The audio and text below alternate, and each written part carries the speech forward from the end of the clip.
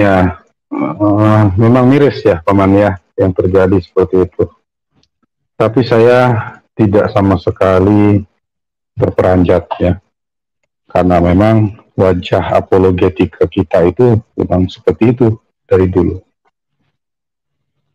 Banyak orang yang mengaku mempertahankan iman, tapi ketika bersinggungan dengan masing-masing gereja yang sudah memiliki dasar-dasar, doktrin, pandangan, whatever, dan jelas berbeda, itu jadi saling gebuk, jadi saling tusuk di internet.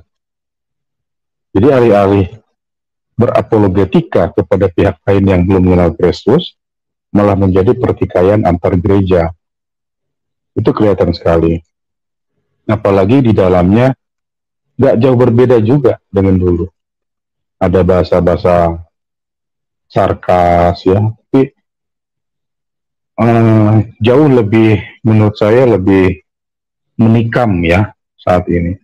Sebab sama sekali dari sisi moralitas maupun dari hal yang lainnya itu sama sekali tidak dipikirkan gitu.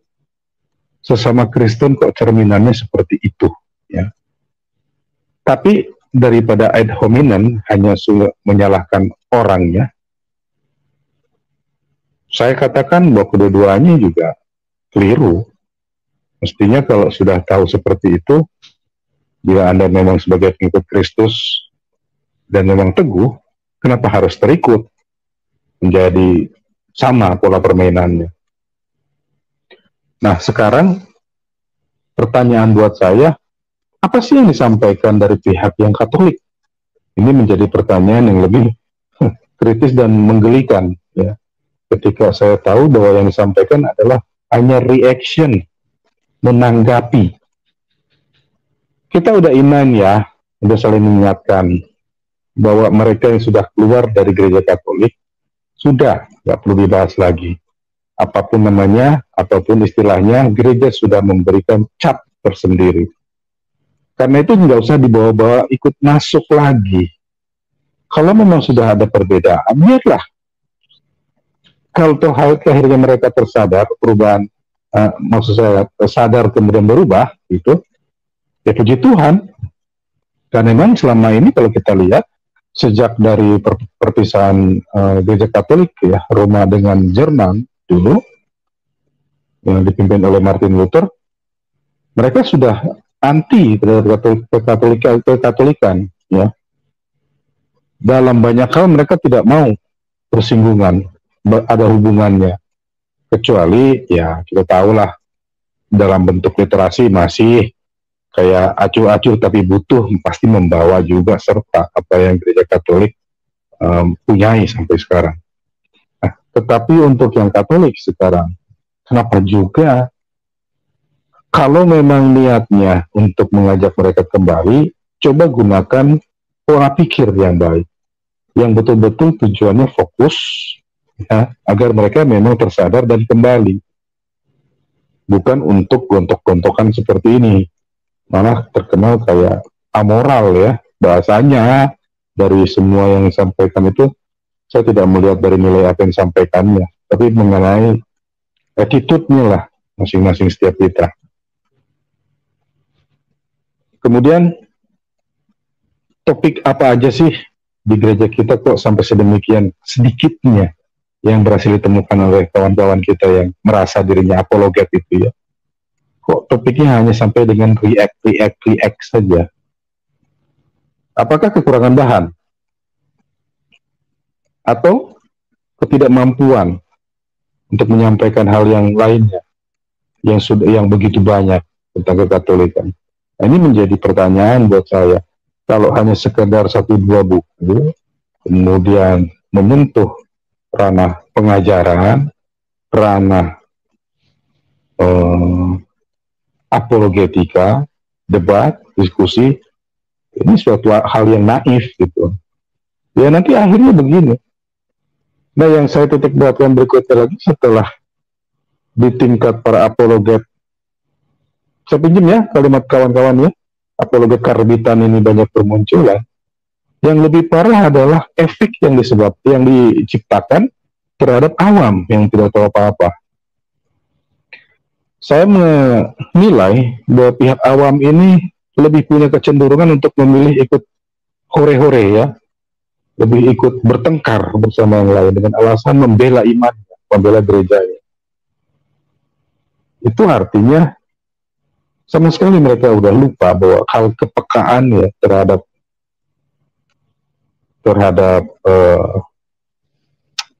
refleksi kita kepada Kristus maupun ajarannya itu sudah diambang kehancuran. Sebab tanpa disadari mereka sudah masuk dalam jebakan itu yang disediakan oleh para apologet karbitan tadi. Nah, sekeras apa kita harus peringatkan mereka? Saya nggak tahu. Dikatakan dengan lemah lembut pun oleh kawan-kawan, seringkali tertolak ya, kawan-kawan ceritakan begitu. Nah, jadi harus memang ada upaya membenarkan pernyataan saya yang lalu bahwa dalam hal ini pihak dari hierarki kita, para monsinyur, para imam yang ada di jajaran bawahnya bisa mengantisipasi hal ini jauh lebih berefek berat lagi, rusak lagi. Ya. Kemudian dibantu dengan awam yang berpartisipasi mendukung kegiatan gereja. Mereka yang duduk yang duduk ya di kursi-kursi dewan paroki gitu, segera mengambil langkah yang bijak, segera untuk dapat menahan umatnya sendiri dulu deh, untuk tidak bergerak maju dan liar. Kita sering mengeluhkan bahwa kita disiplin, kita hierarkis, tapi kenyataannya awam sekarang semakin liar dan tidak pernah bisa mau dipimpin, kecuali hal misa, mereka baru bisa dipimpin. Nah, ini ada satu bentuk kayak hipokrit juga akhirnya ya, kalau ternyata dari cara pandang kita ini, saya pribadi, mengenai hal yang tadi saya angkat, saya ungkapkan, saya teliti, memang jauh lebih banyak bentuk Kristen yang munafik ketimbang Protestan yang munafik. Itu saya rasakan sekarang, akibat dari keterbukaan ini. Gitu. Kalau ternyata mereka adalah yang disasar atau yang tersasar kalau tidak sengaja adalah orang-orang muda, oke lah, saya masih bisa pahami ya. Tapi yang ikut itu udah kakek-kakek loh, sudah tua umurnya, masih terlibat hal-hal yang seperti itu. Bahkan kita tahu bahwa untuk menjadi figur di ranah umat awam Katolik gitu ya, orang seperti itu nggak layak dijadikan contoh ya, berdasarkan umur, berdasarkan pengalamannya gitu, tidak semakin bijak, kata kitab suci mengatakan gitu, tidak semakin menunduk ketika ilmunya lebih banyak. Nah, sampai di titik itu saya semakin yakin keadaannya memang seperti itu, teman-teman. Sehingga saya masih ingin melihat masukan dari teman-teman lain, baru menjadi satu kesimpulan terhadap saya. Kalau sekarang saya sendiri, saya perlu sampaikan, saya sedang memikirkan apa jalan keluar itu untuk kita bersama ya, melihat fenomena ini, kejadian seperti ini. Makanya saya cukupkan pendapat saya sampai di situ dulu.